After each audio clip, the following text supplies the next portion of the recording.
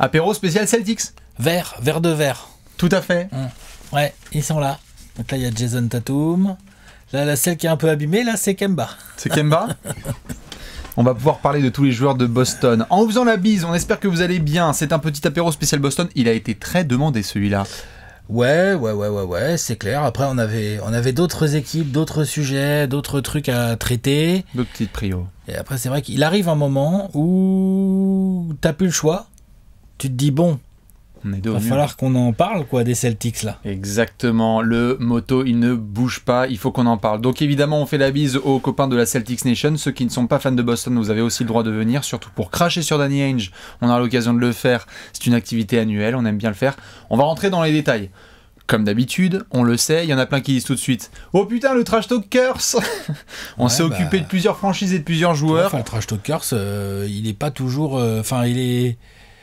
Parfois, il fait mal. Parfois, il fait du bien. Écoute. Parfois, il y a des équipes, genre les Knicks, rien à battre. Utah, rien à faire. Les Suns, les Suns, rien à battre. Hein. Par Trash Talkers, bam, tiens. Par bim, contre, série de win. Tout à fait. Par contre, lorsqu'il faut virer un entraîneur, vous pouvez compter sur nous. Ouais.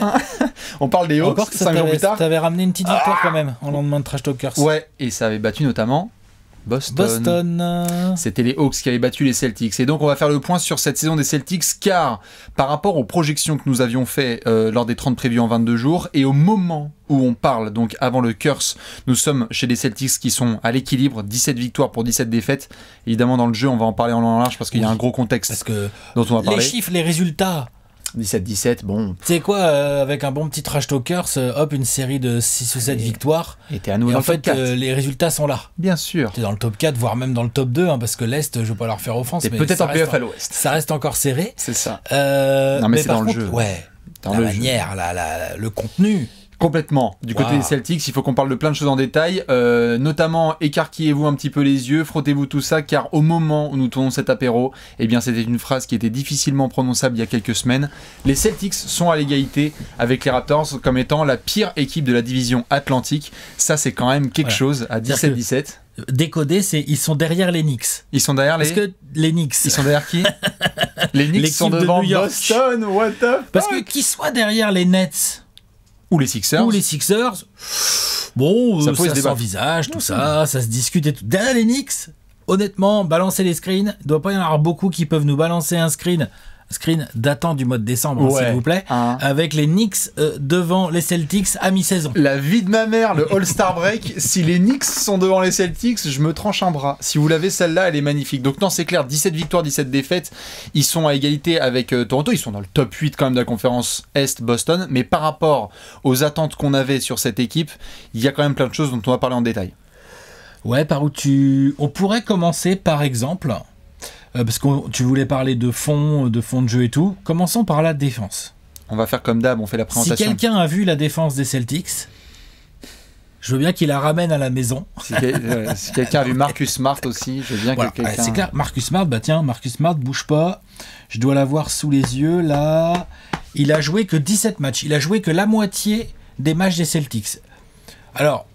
C'est pas une excuse en global pour le niveau de jeu collectif défensif. Par contre, c'est vrai qu'en termes d'énergie, en termes de premier défenseur extérieur qui va faire chier et tout, machin, Jaylen Brown et Jason Tatum sont des défenseurs tout à fait honorables. Mais ils ont besoin d'un Marcus Smart à la besogne pour éviter de se faire ouvrir par le moindre meneur ou arrière un peu en feu là. Parce que il y a eu des gros trous d'air du côté de Boston. Il y a plein de choses qu'on peut dire sur l'attaque où en effet il y a des ajustements parce qu'on parle de Celtics en transition. Là cet été on avait vu évidemment les changements qu'il y avait. Ça fait depuis 1 an et demi avec Kyrie, alors Ford et compagnie, hein, mais c'est juste qu'on voyait cette transition avec cette fois tout misé sur Jaylen Brown et Jason Tatum qui sont maintenant des All-Stars et on est bien content pour eux. On peut pas miser sur Kemba Walker cette année. Hein. Kemba, on va y venir. Parce que pour l'attaque, on pourra parler de lui. On va pouvoir parler de lui, mais puisque tu pointes la défense du doigt, évidemment, c'est clair que par rapport au standard de Brad Stevens... 16e, au moment où on parle, 16e defensive rating, c'est-à-dire que t'es même pas dans la première moitié. Tout à fait. Pile poil. Par rapport au standard qu'on a connu de Brad Stevens avec les Celtics depuis des années, c'est quand même pas du tout ça. Boston est une équipe que tu affrontes en te disant, si on est un petit peu ouvert et qu'on s'applique, ça peut rentrer, n'hésitez pas à mettre 110 points. Ouais. Il y en a beaucoup qui l'ont fait. Donc il y en a pas mal qui l'ont fait. Donc c'est un vrai problème parce que en plus Donc après, tout est lié. Hein. Donc tu as l'absence de Marcus Smart sur beaucoup de matchs. Sur Covid. Tu as eu du Covid, tu as eu des blessures, tu as quand même pas mal de joueurs. Donc Tatum, il a eu le Covid. Jaylen Brown, ça fait plusieurs matchs, on le sait, quand il joue, il a été absent quelques matchs, et quand il joue, on sait qu'il a mal au genou. Donc ça peut jouer sur ton rendement global, notamment en défense, où ça se voit. Par rapport à d'habitude, non seulement, enfin d'habitude, quand je dis d'habitude, c'est il y a 6 mois. Ah mais Jaylen Brown avait mis Siakam dans sa poche arrière en playoff. Exactement, c'est que Jaylen Brown, Jason Tatum, d'une manière générale,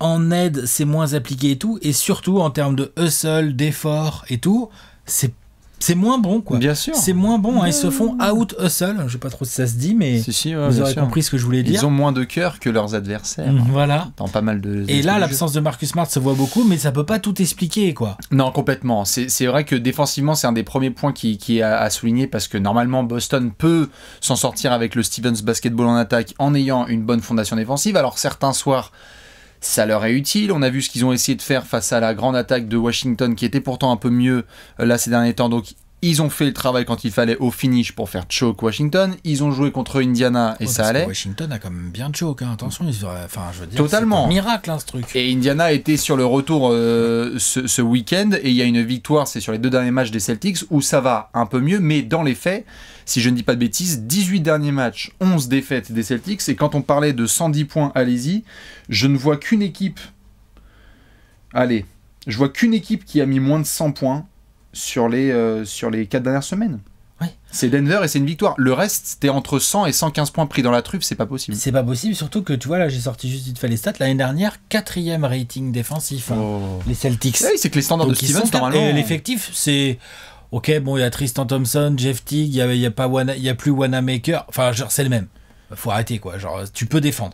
Disons que une des critiques qui est faite, que je voyais un peu de la part de certains fans, c'est que le supporting cast autour de Tatum et de Brown est correct, mais n'a pas la même qualité qu'il pouvait y avoir avant. C'est des petites modifications, mais où du coup tu dois plus compter sur des genoux. C'est-à-dire que soudainement, les responsabilités pour Peyton Pritchard ou Grant Williams ou Aaron Nesmith sont peut-être un peu plus élevées, ou Green. Ah bon, sont un peu plus. L'année dernière En soi, tu peux regarder l'année dernière et te dire il y avait des jeunes qui avaient des responsabilités. Mais c'est jusque là, notamment ce qui est mentionné par, si je dis pas de bêtises, Mike Gorman, qui est le commentateur iconique. Malheureusement, il bosse plus avec Tom Heinsohn, rest in peace. Mais qui mentionnait récemment, c'était le fait que les stars essayent de faire leur travail, comprennent ce qu'ils doivent faire comme travail, mais où autour les jeunes, c'est pas aussi régulier dans la compréhension du jeu et dans la performance. Oui. Il y a des matchs où en fait les Celtics ne sont pas aussi solides que les Celtics qu'on a connus récemment. D'accord. C'est un des aspects qui a été mentionné. Moi, je trouve qu'en défense, ils ont largement les moyens de défendre aussi bien que l'année dernière. Oui. Après, si au moins ils attaquaient mieux, peut-être qu'ils gagneraient un tout petit peu plus de matchs aussi.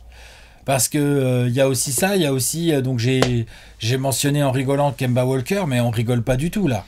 Waouh. On savait, bon, un petit souci de genou, il a raté le début de saison et tout.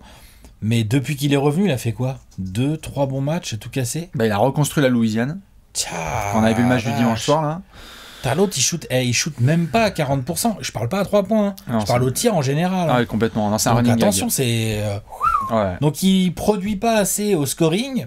Kemba Walker a jamais été un meneur un peu gestionnaire capable de tenir le ballon et de faire 12 passes d'ess par match, tu vois, genre. Parce qu'à la limite, avec les progrès offensifs de Jaylen Brown et le niveau offensif de Jason Tatum, tu pourrais te contenter, entre guillemets, d'un Kemba en 18 points si il faisait s'il gérait parfaitement le ballon et qui marquait 18 points mais à 47% et pas à 38%, tu vois, bien sûr. Et qui se mettait un peu en garant du rythme, en garant un peu du jeu et tout, pourquoi pas, ça pourrait fonctionner. Mais là, c'est pas le cas du tout. Hein. Non, du coup, Kemba dans la prod, c'est très compliqué, ça devient une des punchlines les plus reconnues en ce moment. Hein. Quand on base sur les réseaux sociaux, on voit du Kemba, ce soir, attention à la reconstruction, parce qu'il envoie de la bricasse très vénère. Tu mentionnais tout à l'heure l'aspect défensif, et là on bascule aussi sur l'attaque. Tu disais 16e, c'est ça, en défense, ils sont en deuxième partie de tableau. 16e ratio, ouais. Et alors... il y a un thème, vous allez très vite comprendre. Si on regarde vraiment globalement les Celtics, c'est une team average, on est moyen partout. C'est-à-dire que en attaque, t'es moyen. Au rebond défensif, t'es quasiment dans les profondeurs de la ligue. T'as ajouté Tristan Thompson à ton groupe, qui normalement est quand même censé au rebond apporter du volume. En fait, il en apporte au offensif, mais en rebond défensif, ils sont dans les 5-6 pires équipes de la NBA. En tir à 3 points, tenter et rentrer, t'es milieu de la ligue.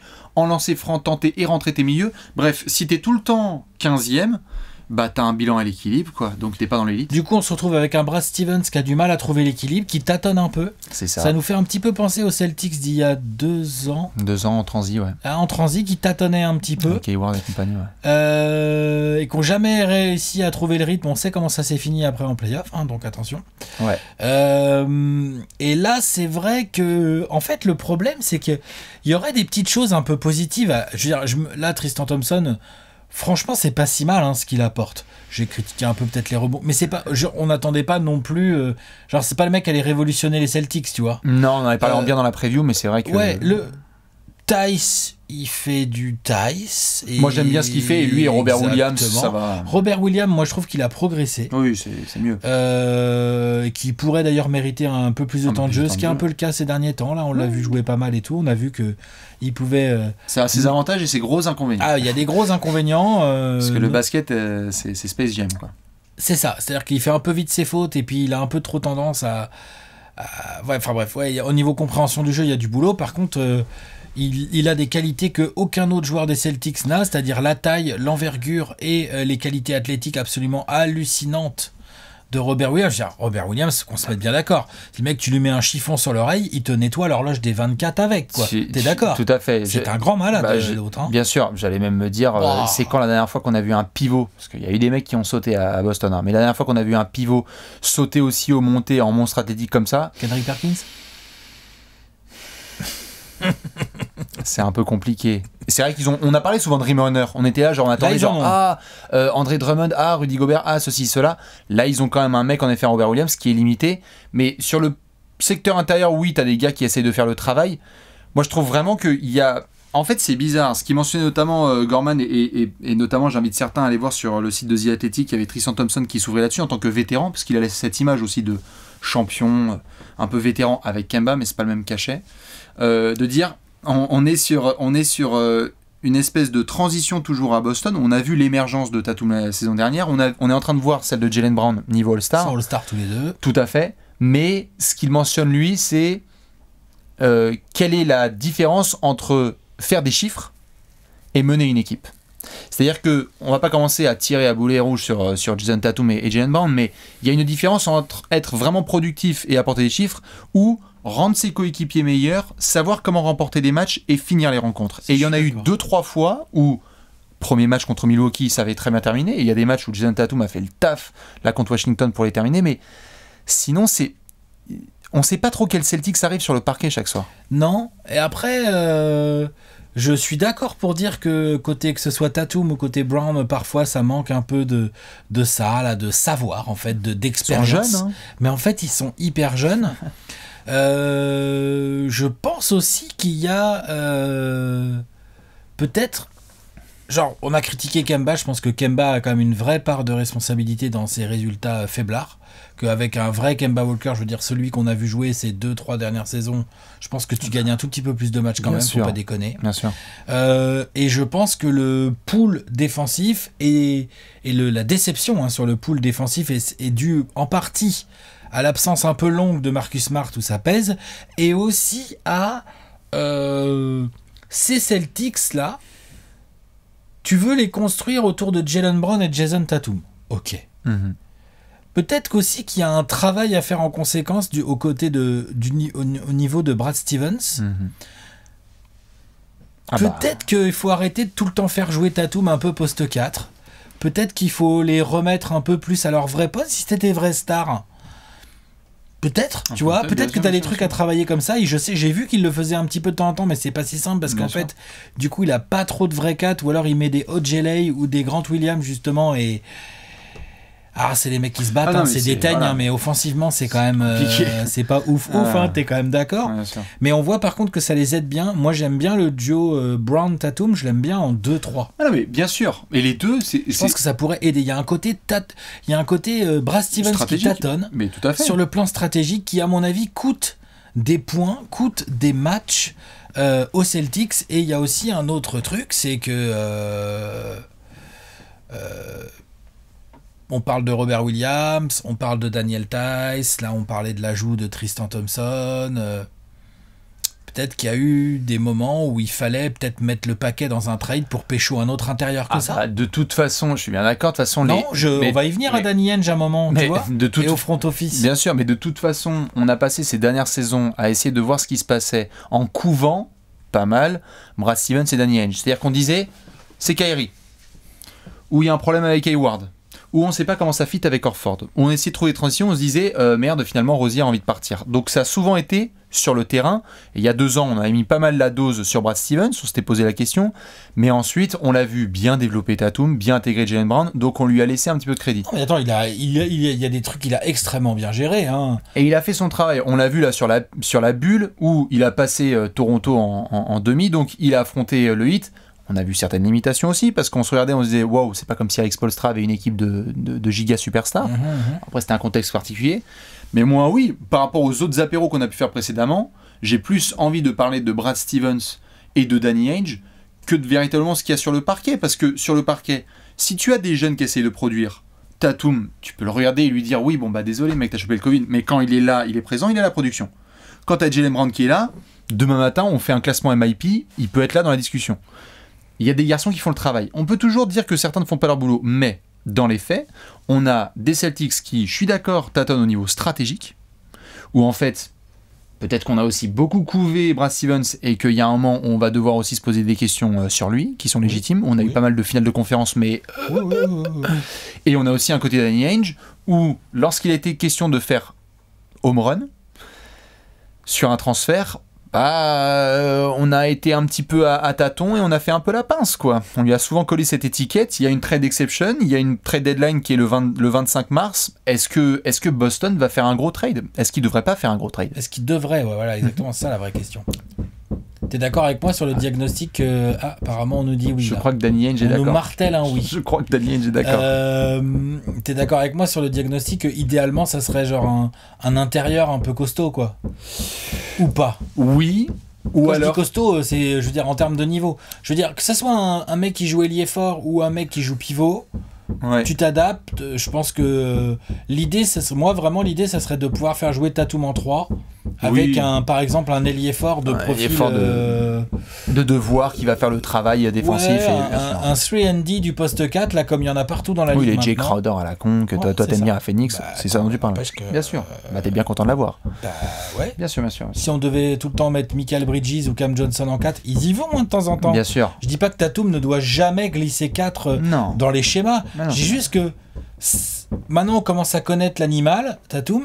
Je pense que son poste de prédilection où il s'épanouirait le plus, c'est en 3. Évidemment, il y a certaines line-up où il peut se régaler parce qu'il est en 4 et que du coup il y a tellement d'espace de création et de pénétration dans le panier que ça l'arrange, mais je suis d'accord, il est en 3.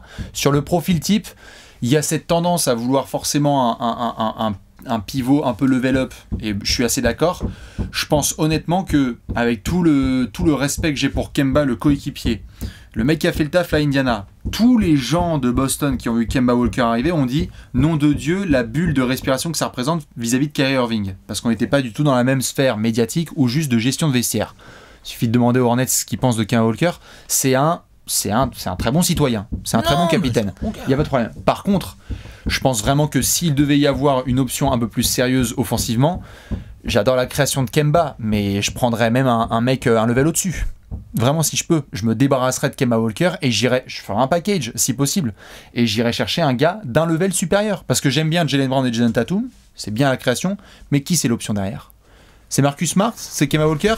Personnellement, j'ai vu mes limites pendant la bulle où je trouve qu'il n'y a pas non plus 3 vraies options balle en main à Boston.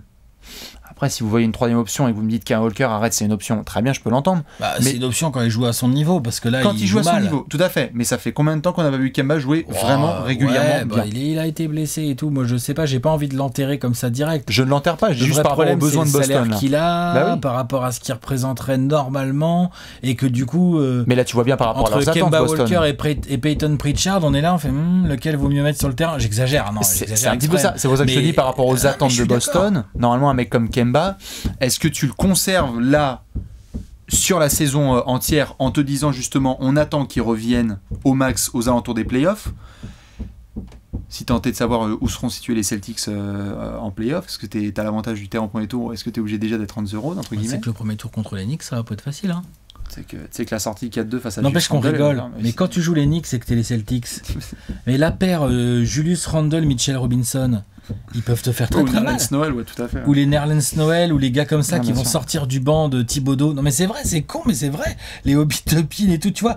Je suis d'accord sur Kemba, je suis d'accord sur la création. J'ai envie de dire que je serais assez capable de me dire bon, de toute façon, il est compliqué à trader. Quand même, il est compliqué à trader avec son salaire et tout là, bien sûr. Et ses perfs. Et donc du coup, je me focuserai un peu plus sur un type de viande un peu différent sur les postes 4-5. J'entends bien. T'as parlé d'un Jay Crowder, ok, pourquoi pas, mais tu vois, genre, je sais pas moi, il faut, tu vois, genre, on a vu l'année dernière, tu parlais du hit, tu vois, on a vu, bon, c'est Adebayo, il est très très fort. Hein.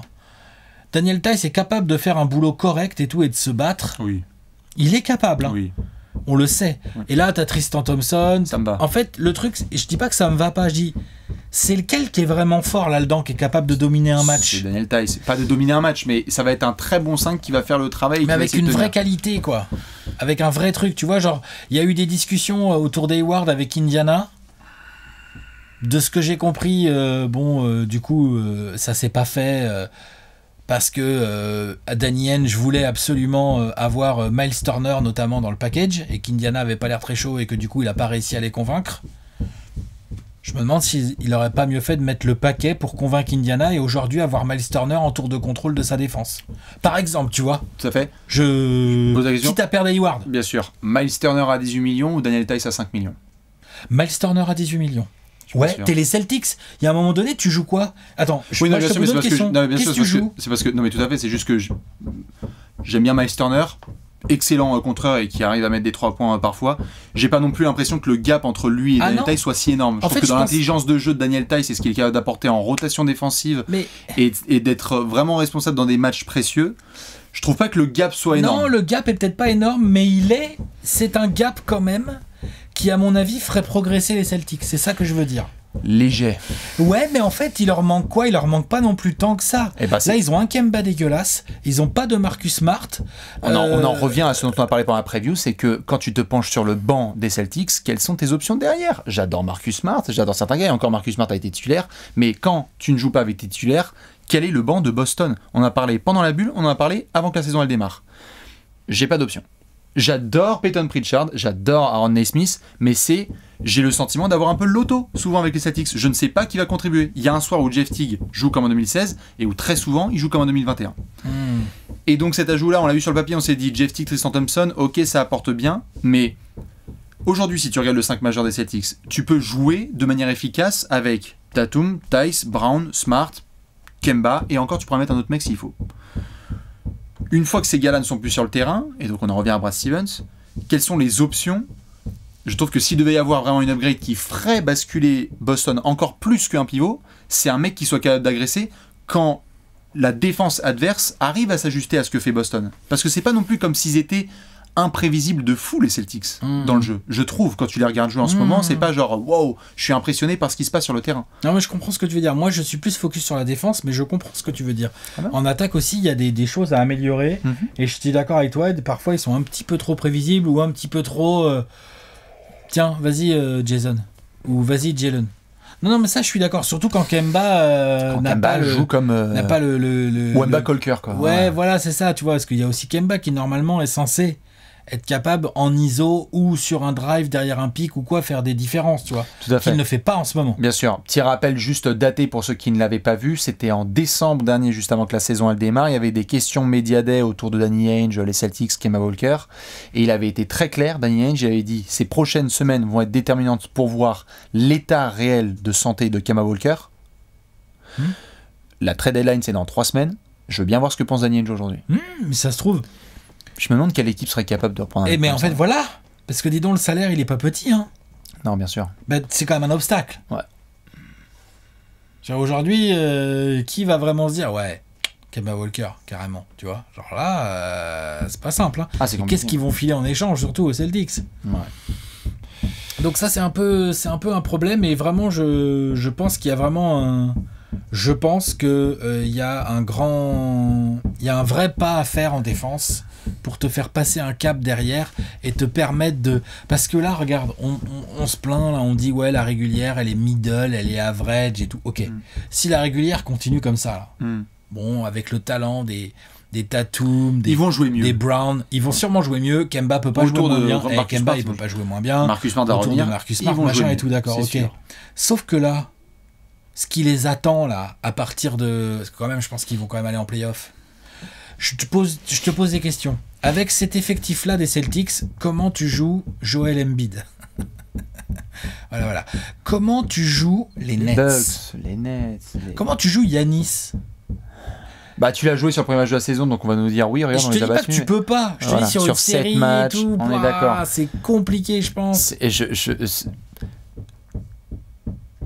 avec tout le respect que j'ai pour Kemba, j'ai l'impression qu'il y a 2 jeunes stars / superstars, très bien, et qu'il faut mieux les entourer. Et en soi, Kemba, c'était une option, mais j'ai pas l'impression que quand Kemba a été signé, on s'est regardé, on a fait damn, quel home run des Celtics, ils ont récupéré le meilleur meneur de la conférence Est. Aujourd'hui, si on fait un classement des meneurs, même quand Kemba est en pleine forme, j'ai pas l'impression qu'on le met devant d'autres gars. On a aussi le niveau réel de Kemba Walker, où on a dit l'année dernière, quand on l'a retrouvé dans la bulle, on a dit ok, Kemba Walker va faire pour la première fois autre chose qu'un premier tour. Qu'est-ce que tu voudrais? Tu voudrais que Danny Ainge il trade Kemba en lui collant des assets au cul et il s'en débarrasse entre guillemets pour remodeler l'effectif, retravailler la rotation? Moi je veux que Danny Ainge il se dise putain ça suffit les conneries, j'aime bien faire le radin et je comprends, mais quand la draft est arrivée, draft 2020, tu t'en souviens la gueule qu'on a tirée quand on a vu Brad Stevens avec encore 45 pics de draft et on a fait on va prendre Aaron Nesmith et on va prendre Peyton Pritchard et très bien ça fait le buzz de l'automne. C'est des bons joueurs c'est des bons joueurs mais on s'en fout de ça, je pense que tu es d'accord. Le problème, c'est qu'ils ont d'autres objectifs là. Exactement. Donc, tu as réussi certains home runs magnifiques. Jason Tatum, Jaylen Brown, des vrais choix. Parce que tu n'avais pas le premier pick de la draft, tu avais lâché Markelle Fultz,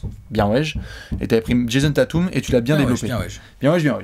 Non, mais c'est vrai. Mais c'est bien joué. Mais là, Daniel, il a mis une carotte de malade aux Sixers, évidemment. Une carotte de ouf. Et Jaylen Brown, c'était un pick de draft où il y a des gens qui ont sorti des extraits de nous, des apéros. Moi, j'y croyais pas tant que ça. Moi, je pensais pas qu'il aurait ce niveau en attaque. Donc là-dessus, home run total. Mais après, autour de ça, il faut que Danny Ainge te dise tu vas pas juste rester assis sur un banc et voir les finales NBA passer comme ça devant toi à chaque fois. À chaque fois, c'est comme si les Celtics ils étaient contents de faire une demi ou une finale de conférence. C'est pas possible. Tu as de fait Jason Tatum et Jaylen Brown qui sont tous les deux prolongés sous contrat, qui sont des jeunes superstars et qui sont à leur poste des mecs, ils vont y être encore dans les discussions All-Star sur la saison dernière. Ils vont être dans les discussions All-NBA Team exactement régulièrement dans les années à venir et tout, c'est sûr. Kemba, non merci. Kemba, c'est pas possible. Collez des assets si vous voulez. Vendez même du Robert Williams si vous voulez ou d'autres gars comme ça, mais dans tous les cas, il faut quelqu'un de solide sur qui tu peux compter et qui fait que quand tu te ramènes devant Tobias, Embiid, Simmons et ou Kyrie, KD, Harden et ou Jrue, Giannis, Middleton, bah tu vas pas faire Kemba, Tatum, Jaylen Brown. Je pense que même toi ça te fait marrer cette phrase. Je suis d'accord, j'y crois pas. Et je te dis, toi tu focuses sur Kemba et moi je focus. Quand je vois les Celtics jouer, j'aime bien Robert Williams, j'aime bien Daniel Theis, son intelligence, tout ce qu'il est capable de produire. Mais tu vois, Daniel Theis, moi je me demande si je le préférerais pas en backup d'un autre pivot différent. Ah bien sûr. Mais pas forcément un pivot, comme tu le disais tout à l'heure, quand je prenais l'exemple de Miles Turner, qui est pas forcément tellement plus fort que Daniel Theis, mais qui a juste des qualités de base différentes. J'entends. Genre, qui protège le putain de cercle des Celtics? Tristan Thompson? Daniel Theis. Robert Williams quand il est sur le terrain. Non, mais Daniel Theis, c'est un contreur tout à fait honorable. Hein. Il sait se placer, il a de la détente et tout. Mais c'est pas pareil, en fait. C'est autre chose. Et elle est où la barbaque aussi, Daniel Theis? Ok, il est costaud un peu, mais on voit que ça a ses limites forcément. Donc l'année dernière, en play-off, il y a eu une très belle masterpiece tactique sur Joel Embiid, un peu esselé dans des Sixers qui jouaient pas au basket, bien sûr. qui faisaient un autre sport et tout. Je pense que cette saison, tu nous remets un Sixers Celtics là dans l'état actuel des deux équipes. Même s'ils vont défendre intelligemment, obliger Ben Simmons à shooter, je sais pas quoi, là attention. Bien sûr. Là, il y a moyen qu'ils se fassent écrabouiller. Non, bien sûr. Après, ce sont des modèles. Dessous, tout à fait. C'est marrant que tu mentionnes ça parce que ça me permet de faire une chouette transition, notamment sur ce qui se passe dans les prochaines heures. C'est-à-dire que là, on va avoir en fin de semaine le break du All-Star Weekend. On le rappelle donc, la trade deadline, c'est fin mars et on va voir ce que ça donne. Boston va affronter les Clippers ce soir. Match très important à surveiller. Typiquement une équipe qui ne s'est pas mise sur un modèle où il leur fallait un mec ultra skilled au poste de pivot. Ils ont pris un mec de devoir. Serge. Mets-moi Serge au Celtics. Exactement. Ils ont pris du Serge. Est-ce qu'il est tellement plus fort que Daniel Theis? Il est plus expérimenté. Il est plus fort. Attention. Non mais il est plus fort. Mais comme tu vois ton histoire de gap de tout à l'heure, il y a un gap. Il est évident. Mais il est pas non plus, je veux dire, Serge Ibaka, tu recrutes pas Joel Embiid ou Bam Adebayo, quoi. Tu vois ce que je veux dire? Tout à fait, mais tous les soirs et tous les matins en me réveillant, je prends Serge Ibaka devant Daniel Theis. Mais moi, tous les soirs, je prends Miles Turner. En fait, je prends pas mal de pivots devant Daniel Theis, en fait, moi. Je l'aime bien. J'aime bien le voir jouer. Mais il y a sur la longueur, en fait, dans ce que veulent faire les Celtics, je pense qu'il leur manque ce bestiau-là. J'essaie de voir qui il leur manque ce bestiau-là.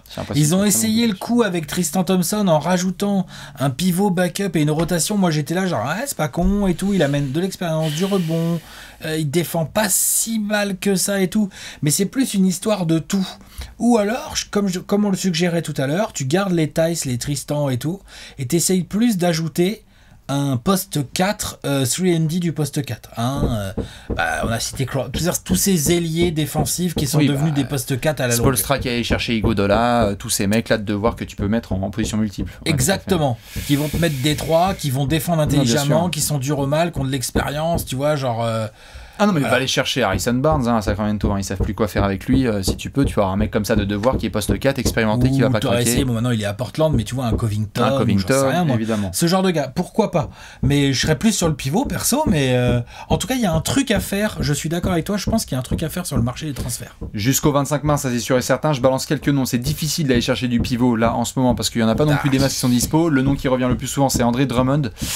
Il y a eu des rumeurs sur Kristaps Porzingis. Je les balance. Dites-moi ce que vous. Il y a des rumeurs aux Celtics. Non, il y a des rumeurs Dallas. Ah oui, voilà, oui, d'accord, j'avais pas vu aux Celtics. Mais non, Dallas, c'est juste des rumeurs qui ont été balancées parce qu'ils ont vu les ratings des 5 avec Kristaps en défense, mais je pense que Brad Stevens lui aussi c'est Ouais, et puis là pour le coup, je suis d'accord, tu règles pas les problèmes. T'améliores ton attaque. Mais alors, je sais pas si tu es la meilleure quand même. Ouais, t'améliores ton envergure, t'améliores ton attaque, tout à fait, c'est sûr. Ta défense, par contre. Mais ta Barbac, on parlait de Barbac, je crois. Non. Drummond, encore faudrait-il déjà qu'il se fasse buy-out, parce qu'en termes de trade, ça me paraît complicado. On est d'accord là-dessus. Ouais. Après, il t'amènera beaucoup de rebonds, sûrement plus que des Tristan et des Theis, parce que c'est quand même une machine à rebond.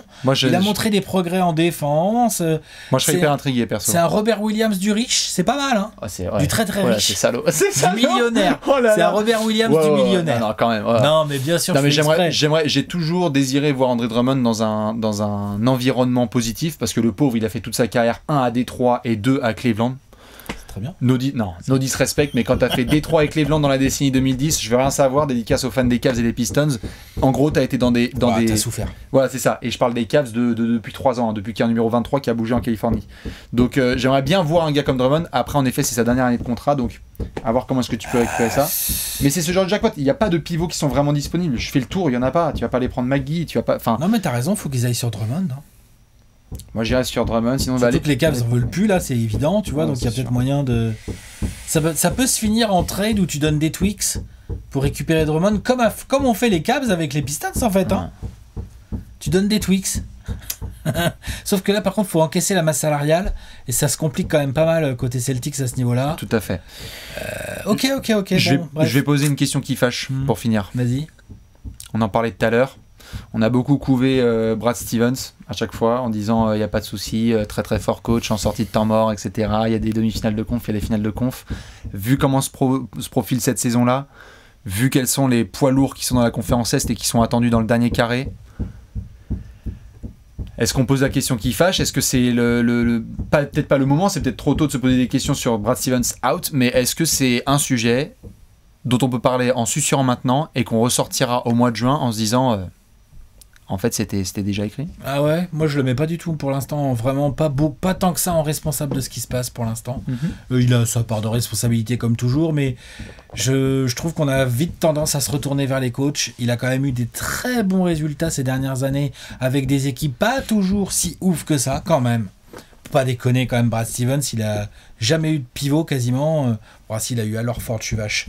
Mais je veux dire, non, non, pour l'instant, je veux bien voir un vrai Kemba Walker. Merde, putain, il a où l'ombre de Kemba Walker, ou un rookie à la main. Marcus Smart est blessé.